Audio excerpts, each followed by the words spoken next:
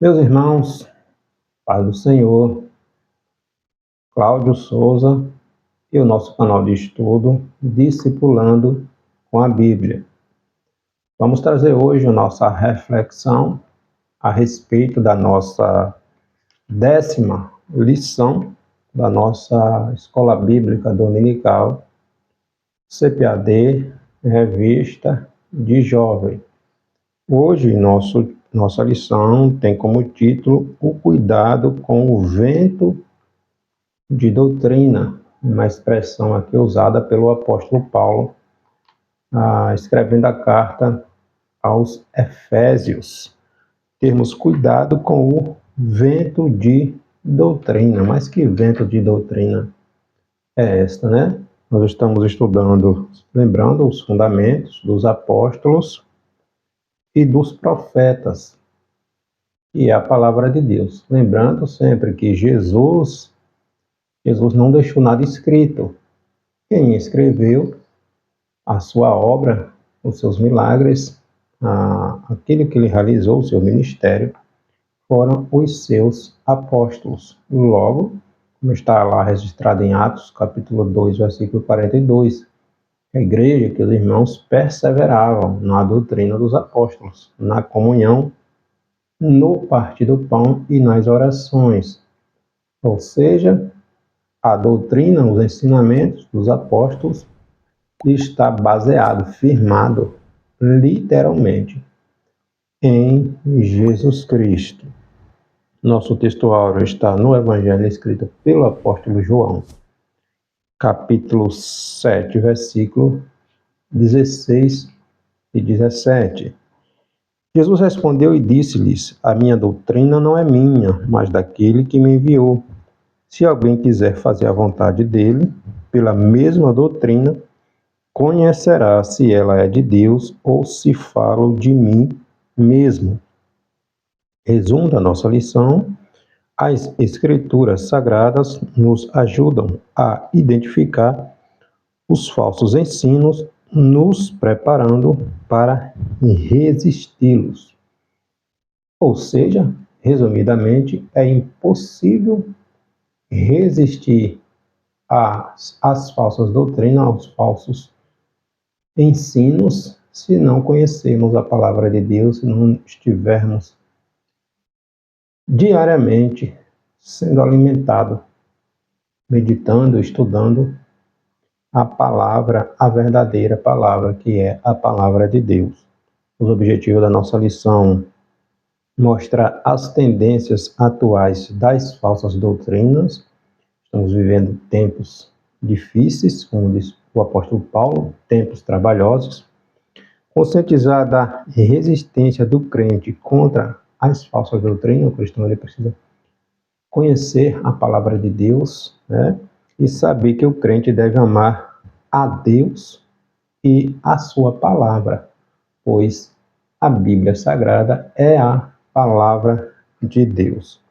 Nosso texto bíblico está na carta escrita pelo apóstolo Paulo aos Efésios, capítulo 4, versículo do 11 ao 16.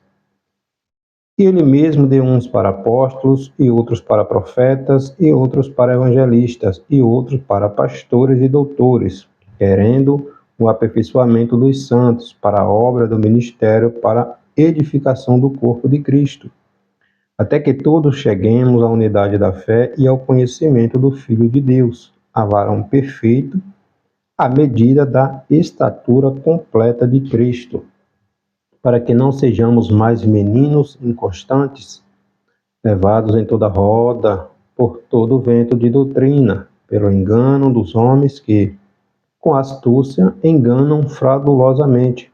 Antes, seguindo a verdade em amor, cresçamos em tudo naquele que é a cabeça, Cristo, do qual todo o corpo, bem ajustado e ligado pelo auxílio de todas as juntas, segundo a justa operação de cada parte, faz o aumento do corpo para sua edificação em amor.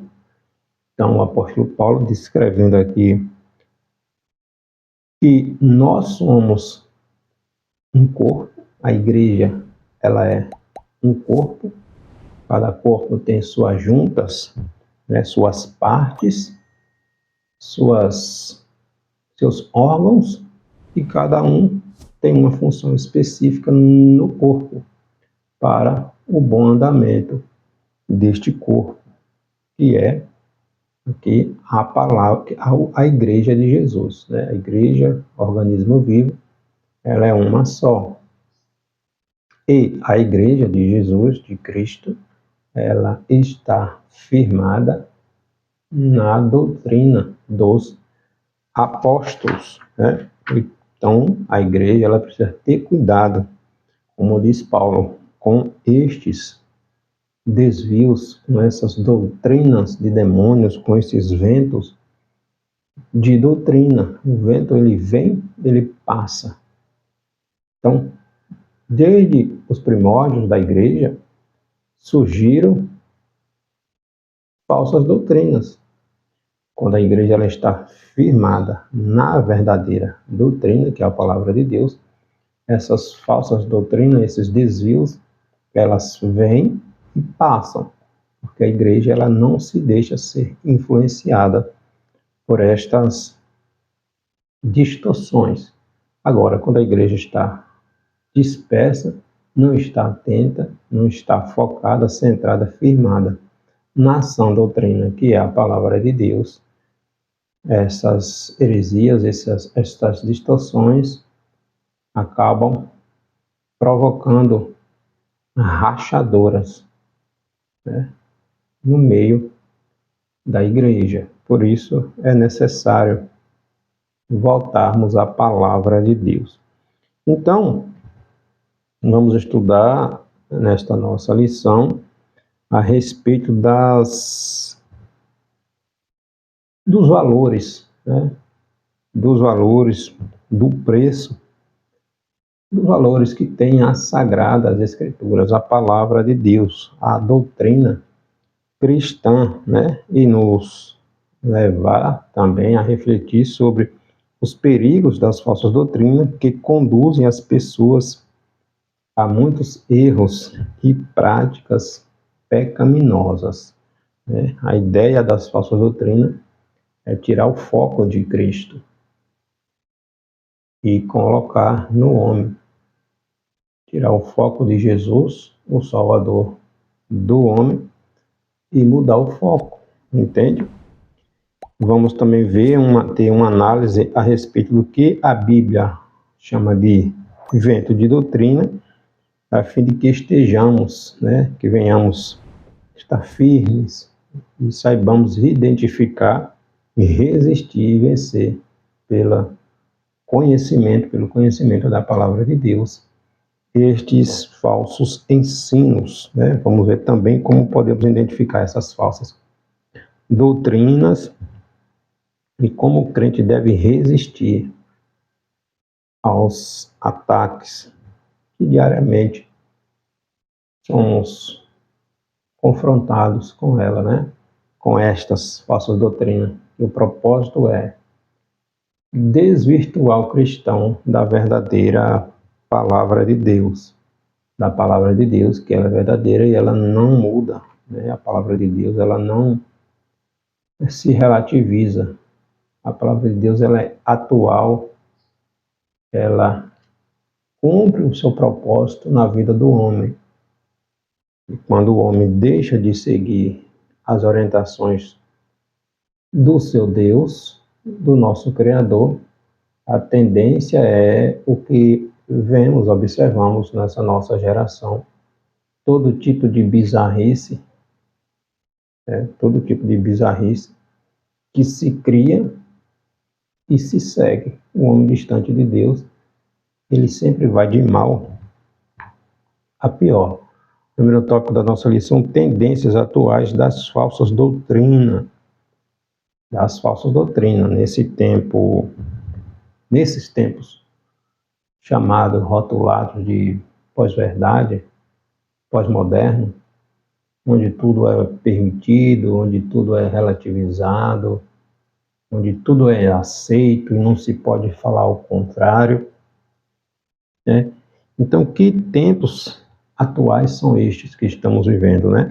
Quais as principais marcas desta geração, desta atualidade? O tempo atual tem sido chamado de pós-moderno, cujo sentido pode ser resumido como o movimento da cultura que rejeita os valores morais, os valores da modernidade e vê com desconfiança os princípios universais, ou seja, cada um tem a sua verdade. Aquilo que cada um entende ser verdades, se é aceito e não se pode criticar. Ou seja, banalizou os princípios, as verdades absolutas, porque para esta pós-modernidade, pós-verdade, não existe mais uma verdade absoluta. Tudo pode ser adaptável ao sistema, ao ambiente, à cultura de cada um. Então, para esta era, esse sistema, essas ideologias, essas distorções, vêm acreditar que não existe mais uma verdade absoluta. Princípios universais da moralidade não existe mais. Hoje tudo é adaptável, tudo é mudado instantaneamente, tudo é relativizado.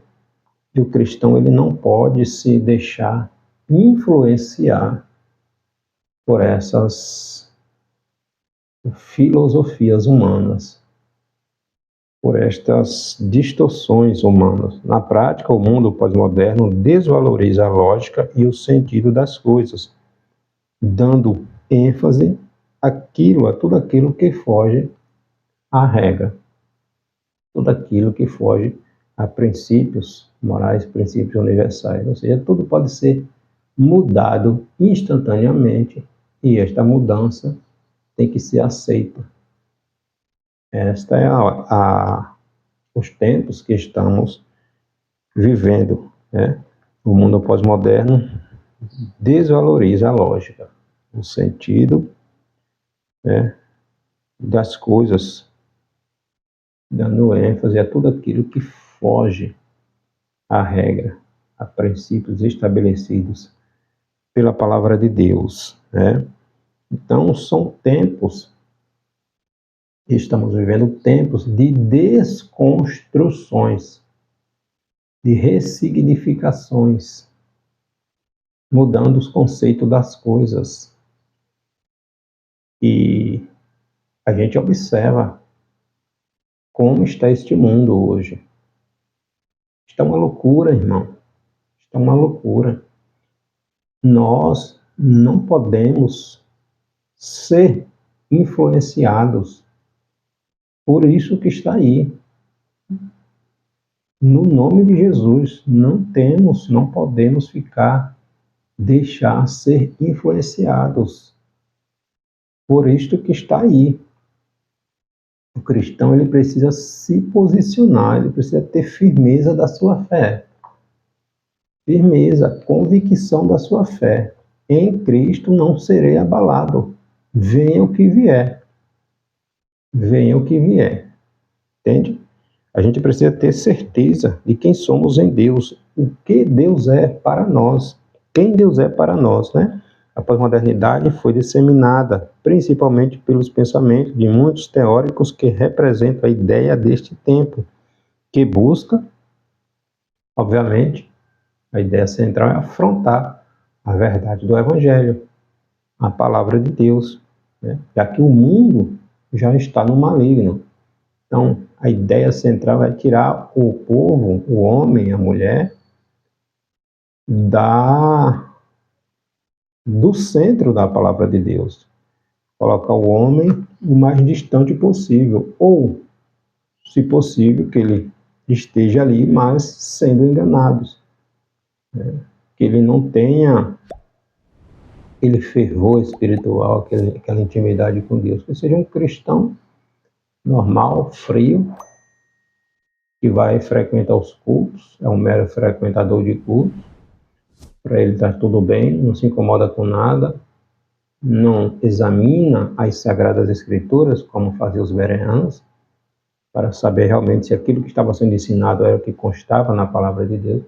Então são cristãos que não estão nem aí, não se importa em examinar as Escrituras, é como uma esponja, absorve tudo, ou não absorve nada. Quando chega em determinada situação que é confrontado, que a palavra de Deus é confrontada, o cristão ele fica na dúvida se realmente ele está seguindo a verdade. Então estamos vivendo assim, né? Infelizmente, não se dá o devido valor, a devida importância ao que a Bíblia Sagrada ensina. Se eu não dou importância ao que a Bíblia Sagrada ensina, logo, aqueles que têm o poder da influência, da persuasão, convence muitos, convence a muitos, e infelizmente muitos abandonam a fé, rejeitam a verdade do Evangelho e acabam se perdendo, entende? Então a gente não pode brincar de ser cristão. Não podemos brincar de ser cristão. Nós temos a palavra de Deus e não damos a importância que ela merece. Que cristãos somos nós? Que tipo de cristão somos nós?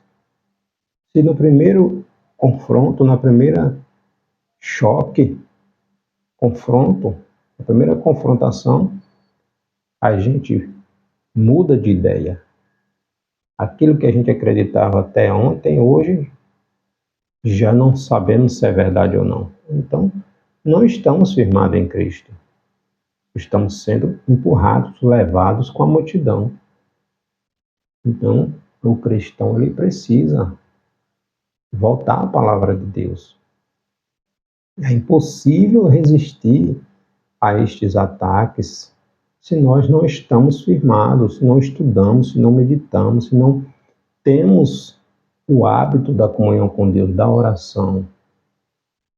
É impossível resistir a tantos ataques, a tantos ataques. E a ideia central é tirar justamente a juventude, tirar esse fervor espiritual do cristão, da juventude. E a gente observa, são jovens que se declaram cristãos, mas se parecem muito mais com o mundo do que com o cristão. Não há diferença nenhuma, não tem como identificar. E não me venha com essa de que Deus só quer o nosso coração, né? Quando Deus tem o nosso coração, o nosso interior, o nosso exterior é transformado, vai refletindo. O cristão, ele muda a sua maneira de falar, de se vestir, de se expressar, de viver de uma forma geral. Ele é transformado pela palavra de Deus. Uma das marcas do cristianismo é a mudança da mentalidade, a mudança de atitude, a mudança de comportamento. Então, se não há esta mudança, não houve uma transformação, entende? Essa lição nos chama a refletir, a pensarmos o nosso modo de viver, a nossa maneira de lidar com as coisas. Já não somos mais do mundo, Jesus nos comprou. Então, nunca foi tempo de relativizar a fé, muito menos nesta geração, entende? Então, as ideias de muitos teóricos é de que o conhecimento herdado, seja ele religioso, familiar, não pode ser considerado uma verdade absoluta. Ela se relativiza, pois é fruto de mente humana apenas.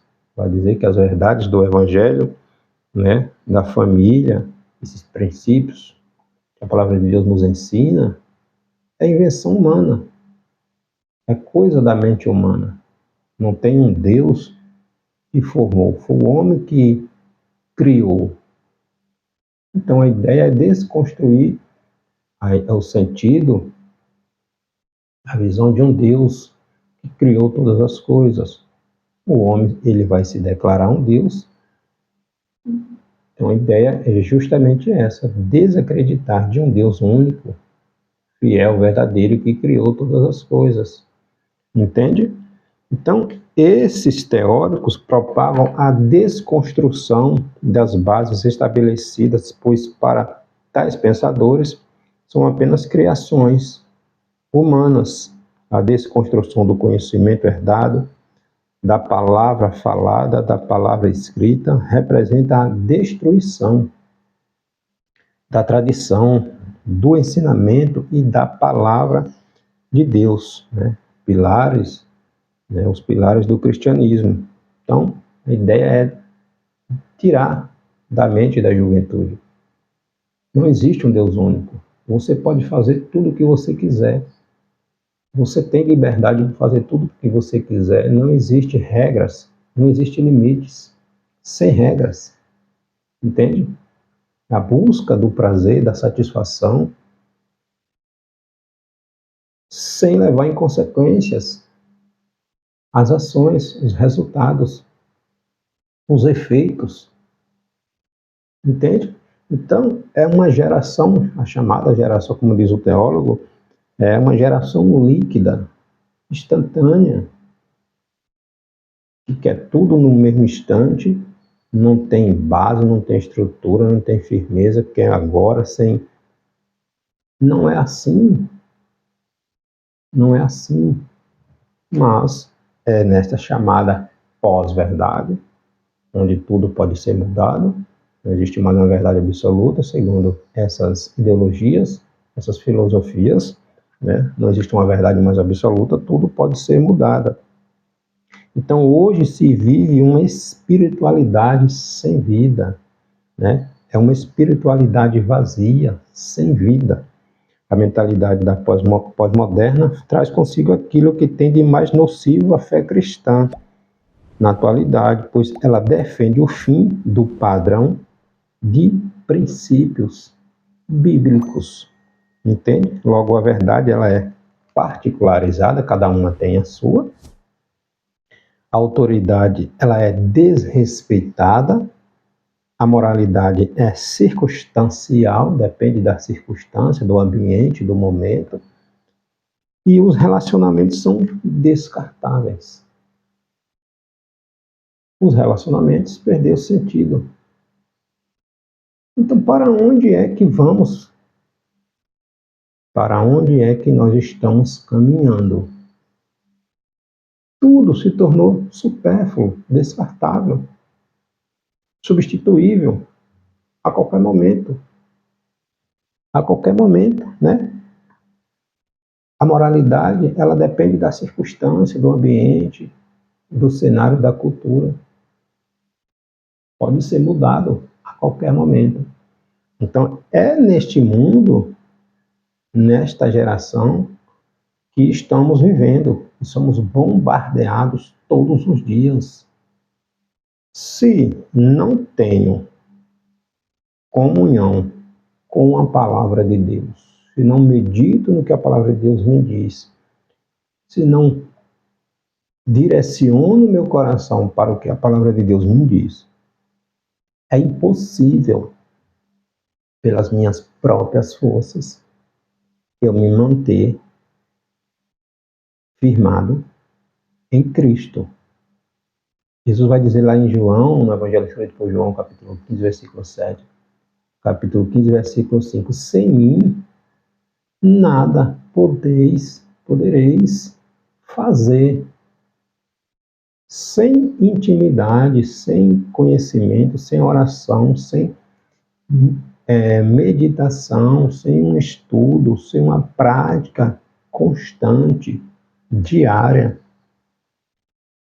da palavra de Deus nas nossas vidas, é impossível manter-se de pé.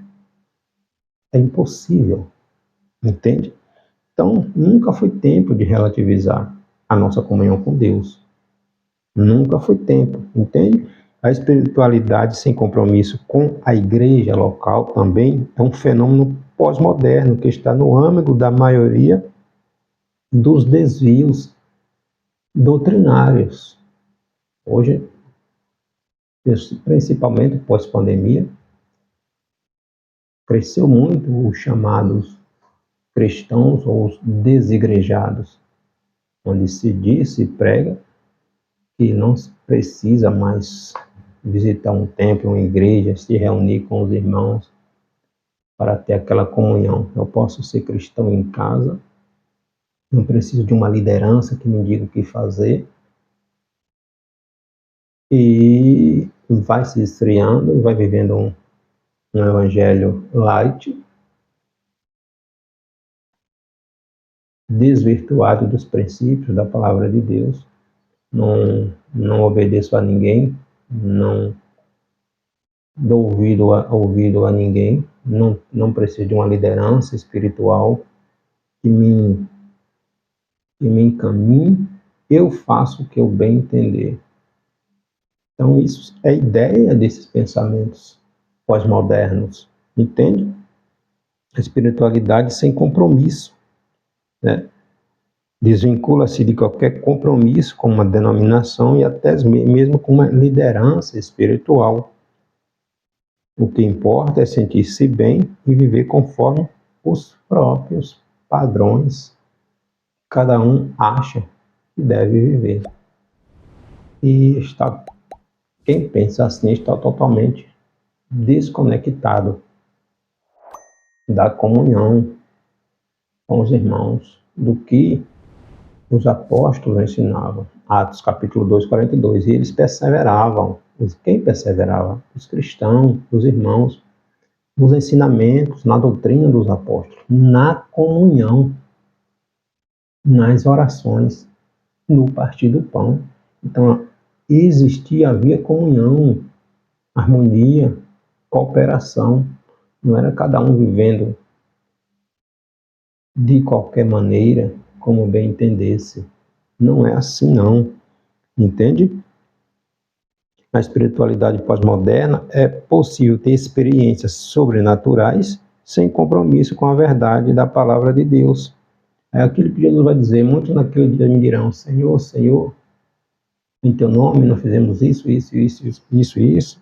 O que Jesus vai dizer: apartai-vos de mim, porque não vos conheço. Não vos conheço. Então, espiritualidades vazias, sem compromisso com Deus. Pessoas que caíram no pecado, não se arrependeram e continuam na prática. Continuam nas igrejas pregando, cantando, ensinando, pastoreando, sentado nos bancos, congregando, mas naquela prática do pecado. Não deixa e continua. Né? Então, espiritualidade vazia, vivendo de aparência. Vivendo de aparência. Lá no livro de Reis nós temos um exemplo clássico, né? Sansão. O Espírito de Deus já havia saído e Sansão não percebeu. Achou que o Espírito de Deus ainda estava nele. Não estava mais, já tinha saído. Então muitos estão vivendo assim, vazios, secos, vivendo de aparência, achando que tem, mas não tem mais, está vazio. Então a gente precisa voltar a ter intimidade com Deus, relacionamento com a sua palavra. Os ventos de doutrina da atualidade se caracterizam pela desconstrução dos fundamentos, né, pilares da fé cristã, da palavra de Deus nos nossos corações. Nosso segundo ponto, a resistência do crente. O crente precisa resistir ao mundo, né, e suas práticas. O crente ele é desafiado pelo mundo, pela tentação e pelo diabo, né? Desafiado a vencer a tentação, está lá em 1 Coríntios, capítulo 10, versículo 13, é o que Paulo diz: Não veio sobre vós tentação senão humana, mas fiel é Deus, que não vos deixará tentar acima do que podeis. Em Tiago, capítulo 4, versículo 7, Tiago vai dizer, resistais, né, ao diabo, e ele fugirá de vós. Sujeitai-vos a Deus, né, colocar Deus no centro da nossa vida, resistais ao diabo, e ele fugirá de vós. E também precisamos resistir ao mundo, né, a este sistema que já está no maligno. Evangelho, primeira epístola escrita por João, primeira epístola escrita pelo apóstolo João, capítulo 5, versículo 4, onde João vai dizer que o cristão ele precisa resistir ao mundo, e resistir ao mundo é resistir a esse sistema anticristo, porque tudo corrobora que está no mundo para tirar a centralidade de Jesus e focar no homem, né? Tirar o foco de Cristo, porque tudo vai se opor a Jesus Cristo, entende? É o sistema do anticristo, o sistema mundano. E esse sistema representa muito bem o espírito do anticristo, cuja principal marca é de ser contra tudo que se chama Deus. O apóstolo Paulo fala isso lá na sua epístola, né? 2 Tessalonicenses, capítulo 2, versículo 4, cuja principal marca do anticristo é se opor a tudo que se chama Deus, né? Este mundo é inimigo de Deus, é inimigo do povo de Deus e da palavra de Deus, né? Portanto, este é o mundo a ser resistido pelo cristão. Como é que vamos resistir se não temos base doutrinária? Somos levados por toda doutrina, todo tipo de doutrina, né? Todo vento de doutrina, como diz o apóstolo Paulo, né? Então, a palavra de Deus, ela vem sendo lida, ela vem sendo ensinada, ela vem sendo pregada em praticamente todo o mundo, irmãos, né? Ela, a palavra de Deus, tem o poder de mudar a vida das pessoas, mas as pessoas não querem viver de qualquer maneira. É o evangelho light, o evangelho superficial, o evangelho permissivo, é o evangelho inclusivo, é o evangelho relativizado. E a palavra de Deus, ela não é relativizada. Aí há um choque, porque a palavra de Deus, ela não tem que se adaptar àquilo que eu aceito, que eu acho que é verdade. É eu que tenho que me adaptar ao que a palavra de Deus diz, porque a palavra de Deus é Deus falando, Deus é a verdade. Jesus vai dizer lá em João, no Evangelho escrito por João, versículo 14, versículo 6, que ele é o caminho, que ele é a verdade e que ele é a vida. Então, se eu não estou de acordo com o que Jesus diz, eu estou longe da verdade, vivendo uma vida de ilusão, né? Então, é um mundo sem fundamentos. Quando o mundo relativiza a verdade, a palavra de Deus não aceita, porque a palavra de Deus nunca vai ser relativizada, o homem não aceita, ele quer mudar. Só que a palavra de Deus, ela é absoluta, entende? Então, qual a característica do mundo atual? De que forma a fé cristã é testada e desafiada atualmente? De várias maneiras, todos os dias. A respeito desse tempo, o sociólogo, o filósofo Zygmunt, ele caracterizou a pós-modernidade como uma sociedade líquida, cuja marca principal é a chamada fluidez, ou seja, a não solidez das relações e seus mais variados aspectos, resultando na falta de comprometimento e relacionamentos sem profundidade, descartáveis, substituíveis. Essa sociedade líquida, essa sociedade fluidez, descartável. Tudo pode ser mudado. Se casa hoje pensando em se separar amanhã, e eu estou falando aqui entre cristãos, já casa com a ideia de se não der certo, separa. É desta maneira, neste mundo que estamos vivendo, e a igreja está sendo influenciada por esse sistema, por esses ensinamentos, por essas distorções. O cristão não aceita mais tudo que a palavra de Deus diz. Se a palavra de Deus está confrontando, não aceita. Cristãos. Que tipo de cristão é esse? Deus não muda. Deus não muda. Então, cristãos sendo influenciados, sendo levados por esses ventos de doutrina, por essas filosofias, por essas ideologias mundanas. Né? Então, a gente precisa voltar à palavra de Deus.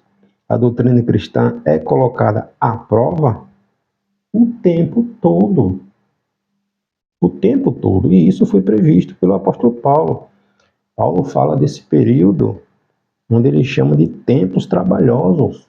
Na sua segunda carta a Timóteo, capítulo 3, versículo 1. Tempos trabalhosos, homens amantes de si mesmos. Amantes de si mesmos. Homens que atraem as pessoas a si, as suas filosofias, as suas ideologias. E o cristão sendo influenciado também. Sendo influenciado.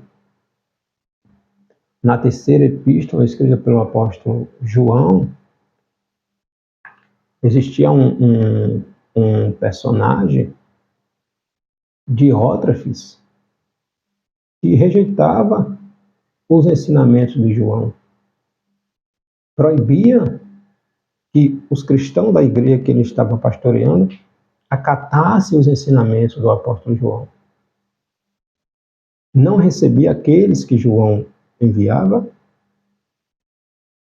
descartou, rejeitou uma carta que João escreveu e ameaçava expulsar da igreja que ele estava na liderança aqueles cristãos que por acaso viessem acatar as orientações, as ordens, os ensinamentos do apóstolo João. Então, atraindo as pessoas para si, não para Cristo. Quantos hoje cantores, pregadores, que a ideia é atrair as pessoas para si, não para Cristo. E o centro, a verdade que liberta é Jesus, não é o homem. Entende? Então sempre houve distorções, vãs filosofias, desde os primórdios. Mas a igreja, quando ela está firmada nos ensinamentos, na doutrina dos apóstolos, ela não se deixa influenciar. O apóstolo Paulo, lá em 1 Timóteo, Paulo chega para Timóteo e diz: pregue a sã doutrina. Pregue, ensine a sã doutrina. Porque quando estamos na sã doutrina, como nós estamos praticando o que a palavra de Deus ensina, quando surgem essas distorções, nós já estamos firmados. Nós vamos identificar aquilo que não é verdade. Quando conhecemos, praticamos e vivemos a verdade, né? O apóstolo Tiago vai dizer na sua epístola, capítulo 1, versículo 22, para sermos praticantes, não apenas ouvintes, né? Então, a vitória nossa está em Cristo, né? A vitória que vence o mundo é a nossa fé em Cristo. O apóstolo João afirmou que a vitória que vence o mundo é a nossa fé em Cristo. 1 João, epístola de 1 João, versículo 5, capítulo 5, versículo 4. E o Senhor Jesus é o autor dessa fé, conforme está lá em Hebreus, capítulo 12, versículo 2. E essa fé é dada por Deus aos cristãos. Efésios, capítulo 2, versículo 8. né? Então, esta fé oferece condições ao crente para que resista aos constantes ataques de seus adversários, né? O apóstolo Paulo compara a fé a um escudo com evidência clara de que ela cumpre um papel de defesa aos ataques do inimigo, as armas espirituais. E Paulo vai descrever lá na carta aos Efésios, capítulo 6, a partir do versículo 10, as armas espirituais que o cristão precisa ter, desenvolver, usar contra todo tipo de vãs filosofias, vãs doutrinas, né? Então, o cristão ele precisa estar firmado em Cristo. A fé é a arma adequada para o crente resistir aos ventos atuais de doutrina, mantendo-se firme sobre a rocha eterna, que é Jesus Cristo. E a gente finalizando aqui, o cristão ele precisa amar a Deus, amar a palavra de Deus, né? Na primeira carta aos Coríntios, capítulo 13, Paulo vai descrever lá o amor. O homem pode fazer qualquer coisa, se ele não tiver amor, de nada adianta. No fruto do Espírito também, lá em Gálatas, capítulo 5, versículo 22, está o amor. O principal é o amor. Jesus vai nos dizer para amar a Deus acima de todas as coisas. Então, o cristão precisa, né, exercitar o amor. Dentre as virtudes apresentadas na palavra de Deus, o amor é a mais nobre, né, e sublime. A Bíblia ensina que o amor deve ser empregado na direção correta, caso contrário, seus efeitos serão desastrosos. O homem ele foi criado para amar a Deus, entretanto, o pecado desvirtuou esse propósito, levando-o a desviar-se do seu propósito central, né, do seu amor para com Deus, do seu relacionamento com Deus e com o próximo, entende? Então, o cristão ele precisa ter Deus em primeiro lugar na sua vida, amar Deus acima de todas as coisas e não mudar isto de hipótese nenhuma, por hipótese, por nada, porque Deus não é substituível. Né? Quando a gente troca a nossa intimidade com Deus, nossa comunhão com Deus por qualquer coisa, a gente está dizendo que aquilo passa a ser o nosso Deus. Aquilo passa a ser o nosso Deus. Seja pessoa, seja objeto, seja lá o que for.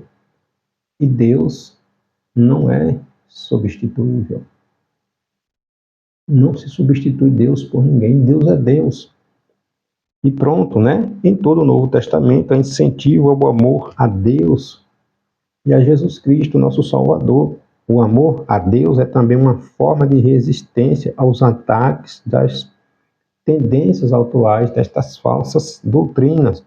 Pois o crente que ama o Senhor, ele lutará intencionalmente para agradá-lo, para estar no centro da vontade de Deus, inclusive rejeitando todo tipo de desvio da verdade, todo tipo de ensinos contrários à palavra de Deus, né?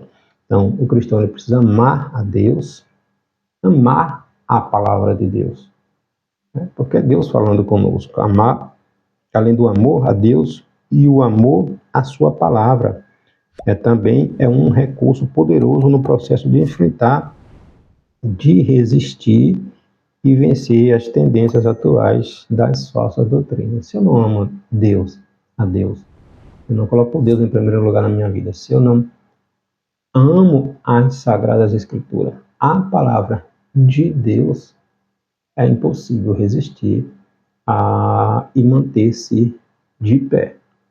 É impossível, né? O amor pela palavra de Deus possibilita a identificação dos falsos caminhos, evitando os erros, a fim de agradar a Deus, que deve ser amado acima de todas as coisas, né? Então, amar a Deus inclui agradá-lo em tudo, inclusive por meio do compromisso com a verdade da sua palavra, rejeitando, né, por ela, pela palavra de Deus, todo tipo de desvio doutrinário. Todo tipo de desvio doutrinário. Então, precisamos ter cuidado. Se não colocamos em prática, não meditamos, não estudamos, não temos o hábito da oração, né, da intimidade com Deus, fica impossível manter-se de pé. E o cristão que não tem intimidade com Deus, ele cai. Não adianta. O homem não tem forças para manter de pé se não tiver a ajuda de Deus. Vamos refletir, vamos voltar a ter aquela intimidade, aquela comunhão com Deus. Jesus, na carta aos Efésios, Apocalipse capítulo 2, Jesus vai dizer: tenho, porém, contra ti, que deixastes o teu primeiro amor. Então, intimidade e comunhão com Deus é essencial, indispensável, insubstituível na vida do cristão. Amém? Deus abençoe.